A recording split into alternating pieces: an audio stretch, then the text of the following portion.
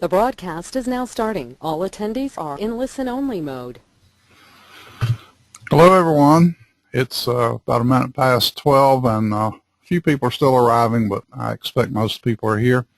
I'm Jim Lewis, and I'll be working with you today. And this little program is called 5 Things You Can Do to Improve Your Performance. And you will get a PDU for it, and I will send you a link to, or a code rather, to register for that. After the broadcast is over, you'll get a follow-up email. If you haven't downloaded your notes, you can do that later, or if you can switch your screen, you can do it now. The short URL is goo.gl/AIKY6S. AIKY6S. And you'll have copies of those so you can take notes on them if you need to. Now, I'm going to focus primarily on improving your performance at work. Some things that you can do to improve your performance away from work don't really apply, such as being more selective about the kind of TV watching you do and things like that. But I'll leave that to you to worry about, and we'll concentrate strictly on the job today. The first thing that is really kind of obvious, and yet people don't really think much about it, is to quit wasting time. And one of the biggest time wasters is shown in this photograph. It seems that people are slaves to cell phones now, constantly checking text messages and emails and all that sort of thing. And I'm a good bit older than most of you, and I still remember the days when we didn't even have voicemail. So if somebody called us on the phone and we didn't answer, it was tough. Nobody was even there to take a message, and they couldn't leave one. And, you know, as a rule, nobody died because they couldn't get a hold of you, and that's sort of true today. Now, obviously, we're not saying that you should cut out using your phone all the time, or that is permanently. But it helps if you limit it, and a couple times a day is generally enough to check emails. We have a couple things going on that I think are real interesting, and I'll talk about those in just a minute. But this one is one that really does surprise me sometimes. I see people sitting at a table, both people checking their phones, talking on the phones. They're not engaged with each other. You wonder why they go out and spend money on a nice meal and then don't really enjoy it. One night I sat in an Indian restaurant here in Asheville, North Carolina, and there were 4 young guys came in and were sitting at the table beside us, all of them Indian, and every one of them had his or her cell phone out, and I guess it was all guys, and so each one of them had his cell phone out, and spent the entire meal pretty much checking emails and things like that, and almost no conversation going on. So goodness knows what the world is going to look like in a few years. I don't know if people will know how to have a conversation. I had a fellow tell me that he had found that the best way to get in touch with his teenage daughter was to send her text messages, that she'd rather communicate with him that way than she would over the phone, or I'm sorry, face-to-face. So obviously society is changing, and in some ways it's for the good, in some ways it's not. What's going on though? This whole thing about multitasking is one of the big time wasters. We think that we can do 3 or 4 things at one time, and of course this is an extreme example where this individual is taking her life into her own hands and risking hurting herself and someone else. We have numerous incidents of people rear-ending stopped cars at stoplights because they're busy on the phone and don't see the traffic is stopped up ahead. And so we really need to get serious about what's important. And I don't think text messaging and that sort of thing while you're driving your car is likely to be that important to you. However, the problem we've got is that we've become cell phone addicts, and I'm going to explain to you one of the reasons for that. Experiments in laboratories with mice and rats show that if you have a little dispenser that drops pellets every so often, and you drop them on a regular schedule, that is, every so minutes a pellet drops, a rat will learn very quickly when to anticipate that pellet, and they'll only go and check on it when they know it's about to drop. However, if you drop them randomly, and this is called an intermittent schedule of reinforcement, the rat doesn't know what to expect, and so they're constantly going and checking to see if a pellet is about to drop. And that's sort of what happens to us when we're checking email, whether it be on our cell phone or whether it be on our computer. If you have notifications that an email has just arrived, a little bong goes off or whatnot, then you will be tempted to check your email every time the bong takes place. And the trick is that most of the time what you're getting is either junk mail, it's spam, or it's something that's unimportant. And so about 19 times out of 20 when you check it, you didn't get anything important. But then comes that 20th time and, oh my goodness, here's something that really is important. And so you're tempted then to begin checking as often as possible to see when that little gem is going to come through. So you become addicted. It's exactly the same thing as an addiction to a substance of some kind, or pellet dropping and so on. And so it's not something that we are guilty for doing or anything like that. It's absolutely a function of human nature.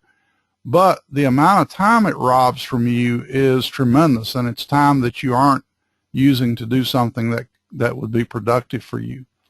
One of the things the time management people found a long time ago was that if you're sitting at your desk and you get interrupted either by the phone or someone, or that email bong goes off, it'll take you as much as 10 to 15 minutes to recover. And in fact, sometimes people don't even get back to the thing that they were working on to start with. But if you lose 10 minutes and the phone rings or you get interrupted 6 times in an hour, you'll lose a whole hour. And so out of a 6-hour day, that's a pretty big chunk of time. And when I say 6 hours, that's about the only available working time you have in an 8-hour day. Obviously, you're there 8 hours, but you lose 20% of your working time to 3 factors called personal fatigue and delays. In other words, you have to take breaks periodically, you get tired, you get delayed by things, and so you lose about 20%. So you only have about 6 hours of available time in the first place. And to lose an hour more to interruptions and things of that nature will really cost you if you have a lot to do. And in today's world, I don't think there's anybody in the workplace that doesn't have more to do than they can get done in a standard workday. So, moving forward, one of the interesting things that researchers have found is that long-term studies show that the most important human discipline involved in long-term success is the ability to forego immediate gratification for a larger but delayed reward. I'm afraid many of us, and including myself sometimes, so I can't confess that I practice what I preach 100% of the time, but I try. Most of us find that we like that immediate gratification. We see something we want, whether it be food or an item or purchase of some kind, and we just have to have it right then. This is what the whole credit industry is based on, and it's one of the reasons that so many people are in serious financial trouble, because they can't resist the urge to get it now. And so it turns out that this spills over into other aspects of our lives. If you want to be really successful over the long term, you have to learn to do some short-term things which you don't particularly want to do, like delay that gratification and work on some heavy-duty tasks so you can get those done instead of going for the short term. Now, there are a lot of other things you can do to stop wasting time. Reading stuff that's not valuable, doing things that are that seem urgent, but they're not really important, and things of that nature. And those are basic time management things. And so there are a lot more than 5 things you can do to improve your performance. But I want to focus on 5 that I think are absolutely essential and the most important 5 things that you can do. So the second thing that you can do that will begin helping you to improve your performance is to conduct a productivity assessment. And let me tell you how you do this. If you will pause for about 2 minutes at the end of each hour during your workday and just make a quick note about whatever you did during the previous hour, and I wouldn't get crazy with this. I'd say break it into 15-minute increments at the very finest. So you spent 15 minutes on this and 15 on that and 15 on something else. So 4 things that take you about 2 minutes to write that down. And keep a record for 2 weeks of the things that you did. And then at the end of that 2 weeks, put those things in categories. I was in a meeting, or I was working on a job assignment, or I was on this task and that task. And if you're on projects, you were on certain parts of the project and so on. So keep some records for 2 weeks and then put them in categories, and then total up the amount of time that you spent on each thing. And think about the things that got you the biggest bang for your buck, the biggest return on your investment. And what you're going to be appalled to find is that you probably spend about 2 hours each day working on actual productive things. 2 hours a day. And in one of my project management seminars, I had a fellow tell me that they couldn't figure out why they couldn't get projects done on time. They figured that people were assigned to projects about 80% of their time, so 6 hours a day, and yet things were taking considerably longer than they expected to get them done. And so they resorted to this productivity assessment, tracking time just to see what was happening, and they found that their people were working on projects about 2 hours a day. What that means is their schedules were off by a factor of 3 to 1 right there, just from that factor alone. And so it was taking at least 3 times longer to get things done than they had forecasted. Now, what you have to do in a situation like that is you have to allocate 25% of the person's time to projects, that is 2 hours a day. And if you figure that's not enough time, then you have to find a way to get rid of those things that are not contributing to projects, in the same way that you have to find ways to get rid of some of the things that don't contribute to your own productivity. And I will tell you, one of those things is if you are spending a lot of time in meetings that are not managed well, one of the things that you should do is set your foot down and say, I'm not going to sit through these time-wasting meetings. You know, if you want me to attend your meeting, you have to run it in a way that is productive and produces results and doesn't waste everybody's time. And that means have an agenda, stick to the agenda, and the agenda not only should be presented ahead of time, but it should also be timed. In other words, we allocate so many minutes to each item on the agenda, and we try to stick to it. You can't do this perfectly. Everybody knows that, but you have to have some discipline, because as has been said a long time ago, the essence of management is in how you run a meeting. If you can't manage a meeting, how can you run or manage a project or an entire organization? So take a couple of weeks and don't knock yourself out doing this, but just keep some records and see where your time is going so that you have an idea of what's happening to you. And I think some of you will be very surprised. Now, number 3, again, seems clear. Focus on what's important. And the trick is a lot of folks don't take time to think about what's really important to them. We have an expression in time management that I used to teach courses in it, and we called the things that have to be done the vital few and the trivial many. And the vital few is what you want to be focused on. These are the ones that make a difference. These are the ones that are really important to you. But it's so easy to get sidetracked by the trivial many. And another reason it's so easy to get sidetracked by the trivial many is that many of those don't take much effort to get them out of the way, and the vital few seem more intimidating, larger, more difficult to do, and so on. And I'm going to tell you in a few minutes what to do about that, because procrastination is caused by mostly the fact that there's something there that we just don't want to tackle right now. We'd rather take a break and go chat with Charlie across the hall or in the cube next to us, or do something else that's more fun, like check email to see if we got a message from somebody. Goodness, it might be somebody really important. Incidentally, that just reminds me of an anecdote about Queen Elizabeth. She was giving a talk in an auditorium one day, and some fellow's cell phone went off, and she looked straight at him and said, you probably should get that. It might be somebody important. And so you can just imagine that he probably wanted to crawl under the floor. So don't confuse activity with progress. Everybody today is busy. Everybody's busy. They're going somewhere. They've got things to do.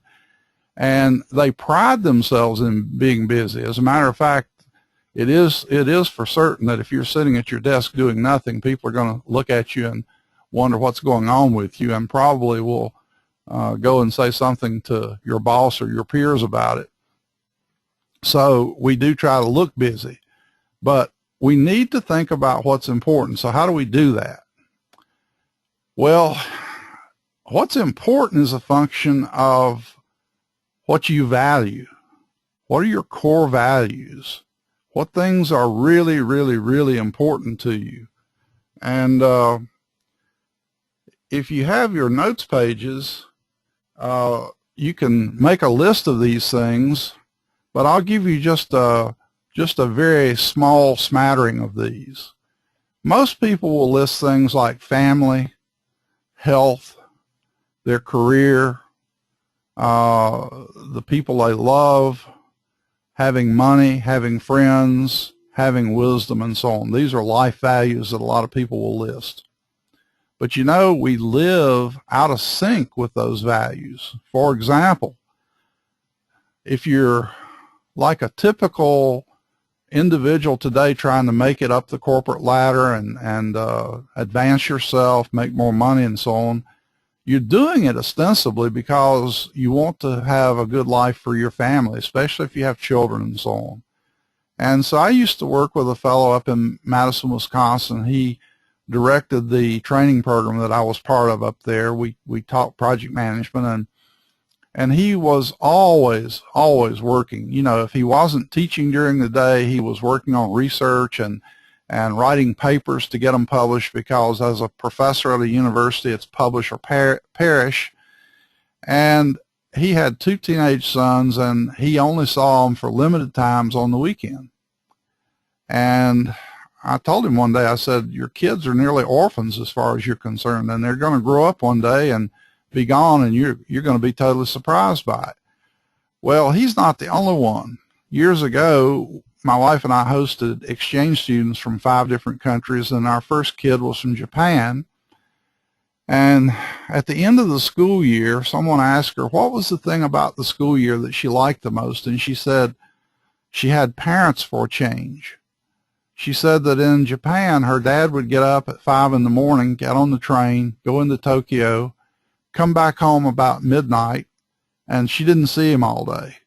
On Saturday, he'd get up a little later and go into the office and work 8 hours and come home maybe at 5 in the afternoon. So she might see him for a few hours on Saturday evening, except for the fact that most of the time she was on her way out to have her social life on Saturday evening. So even then, she probably didn't see him very much.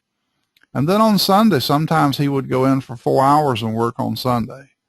And so she didn't see her dad very much at all. Well, what about her mom? Well, her mom did a couple of little part-time jobs just to pick up some extra money to pay for the kids' niceties, the things that they wanted but weren't probably very necessary. And so, as she said, she had parents for a change, because while she lived with us, she saw us a whole lot more than she did her children. I mean, her parents. The other thing that goes on is we talk about health being important to us, and yet we don't live in ways that support a healthy lifestyle. We eat fast food for lunch. We don't exercise very well. We maybe drink too much. And so if you think about all these things, you need to align your goals with your values. And that's work goals as well as personal goals. So if you know what's important at work, what are the values, what needs to be done, then obviously you can set some priorities and work on the high priority things first. Now, let me give you just a little basic guidance in how to deal with your time. One of the things I'm going to suggest that you don't do is you don't schedule every single day tightly, because that just creates a lot of stress. And the reason it does is you probably can't control what you do on a daily basis all that well. And so if you do what we used to talk about, doing priorities A's, B's, and C's, you work on a couple of A's and the B's don't get done, and then the next day or two the B's become A's, and so on. It's just a constant rat race. So Steve Covey talked about doing this years ago in his 7 Habits book. Make a list of everything you have to do during a 5-day period. Just 5 days. Make a list of all the stuff you got to do during that 5-day period. And so what you're doing now is you're going to start scheduling your work on a 5-day basis instead of a 1-day basis. All right. Once you have that list of things, you want to take a look at how many total hours it's going to take to get them done. Okay? And try to do a couple of your top priority things on a daily basis. But here's the rub. If you list all the things you need to do this week and they add up to more than 40 hours, you know you're in trouble right at the very beginning. What's more, if you found that your available time to do the stuff that's important is only 2 hours a day, you really only have 10 hours a week to get the important stuff done. And I doubt seriously that many of you can get by that way. So what you wind up doing is you wind up working more than 8 hours a day. That is, you're at work more than 8 hours a day. The problem is that a fair chunk of the time that you're at work is wasted because of time robbers, meetings that drag on and don't accomplish anything, interruptions from other people, checking all the emails and voicemails and all the other stuff that you're doing. And so you wind up having to work 10 hours, 12 hours a day sometimes just to get a few hours worth of work done. So let's suppose that you wind up with 40 hours worth of work to do a week, and that leaves no time to go to meetings. And by the way, those meetings are important. I'm not saying that they're not. I'm just saying that you don't want to waste a lot of time in them, and most meetings are time wasters. So you wind up with more than 40 hours worth of actual work to do. You're either going to have to find a way to hand some of that off, get your boss to reallocate it to someone else, or you're going to have to really get serious about the time wasters and eliminate those so that you can do that work in a proper fashion. Okay? So this is basic work scheduling that we're talking about. You know, most people don't think about doing it with personal work. They think about doing it with manufacturing. And so in manufacturing, we have industrial engineers that look at an activity that has to be performed, and they estimate how long it should take, and they allocate that amount of time for it.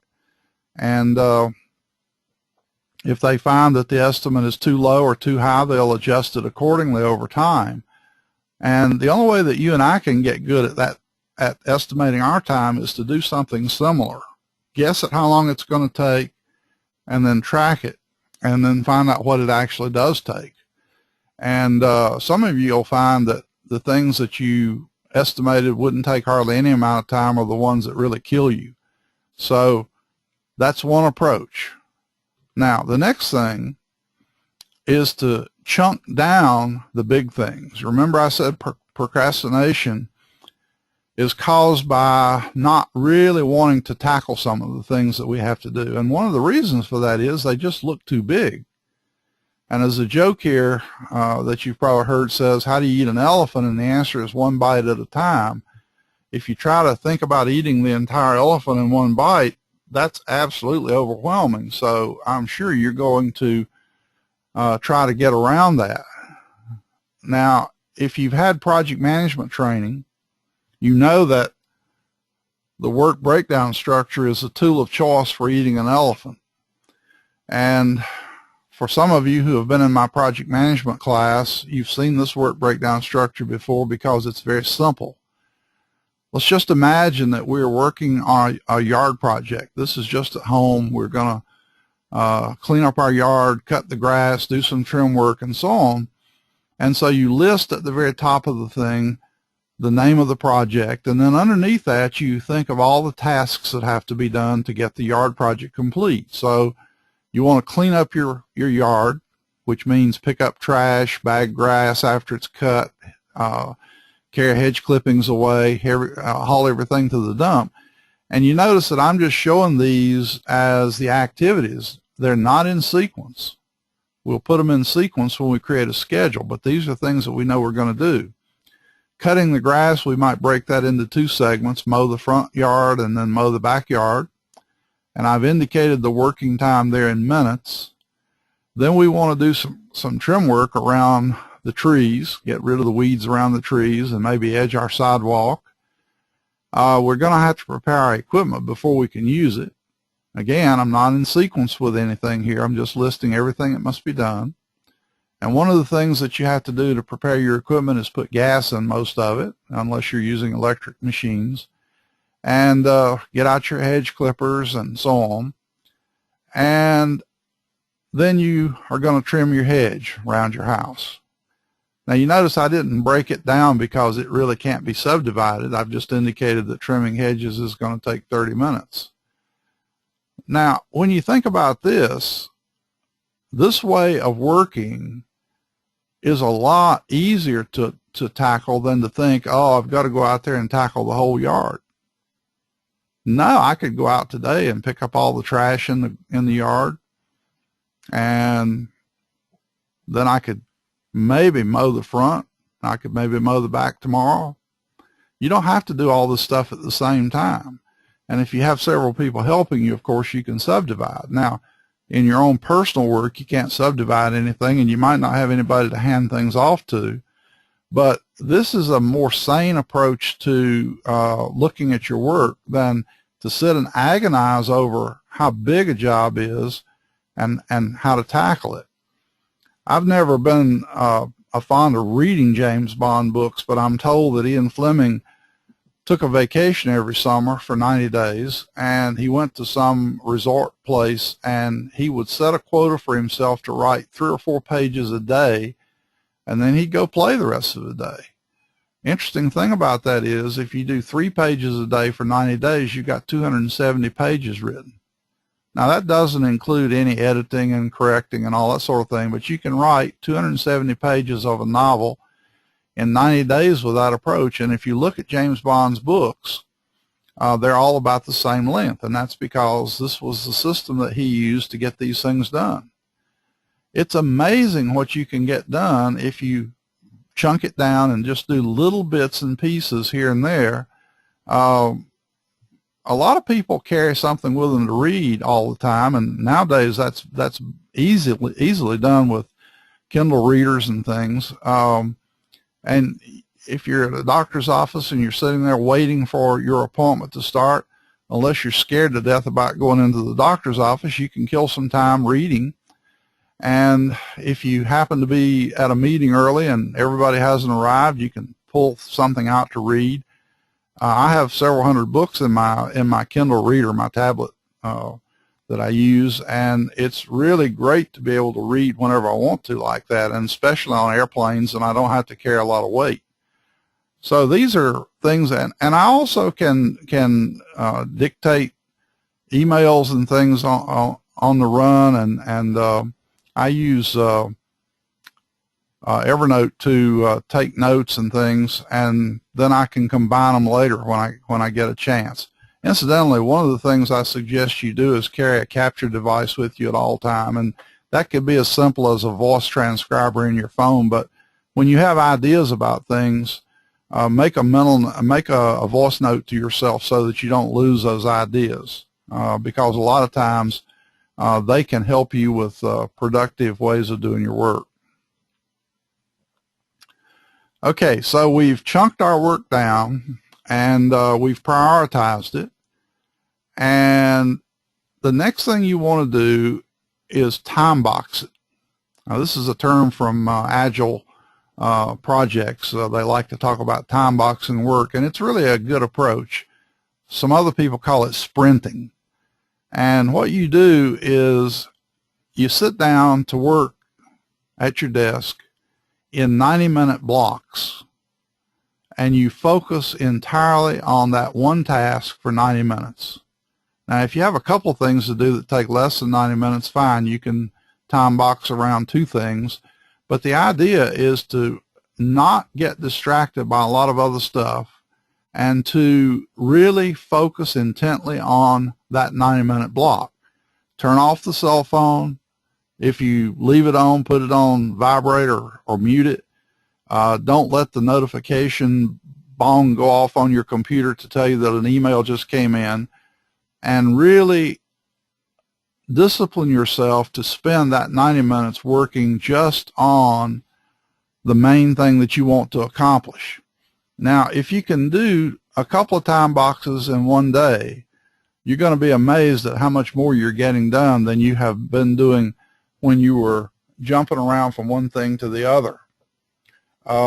It just is absolutely amazing, and the quality of your work will be better because you're not stopping and starting and doing all kinds of other things.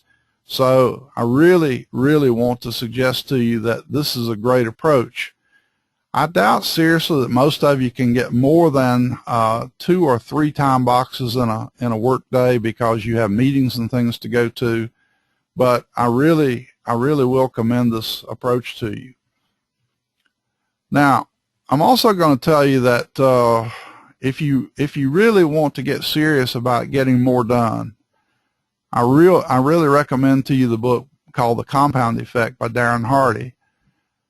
He's the publisher of Success Magazine, and I want to tell you just a little bit about where this book came from and who he is. Success Magazine's been around for about 100 years now, and interestingly, the previous 2 owners couldn't make money on it. That's kind of funny when you think about it. This is a magazine that purports to tell people how to be successful, and yet they couldn't be successful publishing it. Darren took it over, and within the first issue that he published was profitable. They sold like 1 million copies of it, and it's making real money now. But the compound effect is the idea that small things that you do on a regular basis will add up to a big effect. Now, probably all of you have seen this idea that if you take a penny and you double it, and the next day you double it again, and the next day you double it again, at the end of 30 days, you have an amazing amount of money. And I'm going to let you do the math. If you have a calculator, take 2 and raise it to the 30th power, and then divide by 100 to find out how many dollars you'll have, and you're going to be real surprised because it's millions. And I know that sounds absolutely impossible if you haven't seen this done before, but it really does make that kind of a difference. Success turns out to be the result of small things that you do on a very regular basis over a long period of time. And it works the opposite way too. A little bit of time wasted here, a little bit of time wasted there, and pretty soon you have lost a significant amount of time, and of course you can't recover it. So here's the thing about the compound effect. It's amazing how many people buy these books and then they don't do what's recommended in them. I promise you that if you get a copy of this book and you start out with the simple instructions that Darren gives you for sorting through your values and prioritizing things and working on your top priority things and ignoring the non-priority things, you will make progress like you haven't believed you could do before. So that's your little bonus out of the 5 things. So we've got the 5 things that I've told you to do, and if you'll start working on those and do those on a regular basis, it's going to make a big difference in your life. Now, this is a blatant sales pitch here. We're starting a mentoring program for project managers next year, and if any of you are interested in it, take a look at this data sheet, which is at goo.gl/OITRVM. That's goo.gl/OITRVM. And if you're interested, you can either call me or drop me an email or read further and so on. But we're trying to help project managers be more productive, be more effective, get ahead in their careers and so on. And so there'll be 3 of us working on mentoring people over all of next year, 2015. That's all I have for you. That's the 5 things. And if you have any questions or comments or anything of that nature, send me an email at lewisinstituteinc@yahoo.com. That's lewisinstituteinc@yahoo.com, and I'll be glad to try to answer your questions for you. And I will send you a code to get a PDU for this program. You're coming off pretty well here because this didn't take but about 35-40 minutes, and that's okay, because my objective was to give you something that you could use and not try to overwhelm you with a whole bunch of things that you probably couldn't do at the same time anyway. So try these things out. Drop me an email and let me know how they work for you, if nothing else, and I'd be glad to hear from you. Thank you for taking time out of your day. I know you have a lot to do, so this will give you a chance to get a few things done that you couldn't have done otherwise.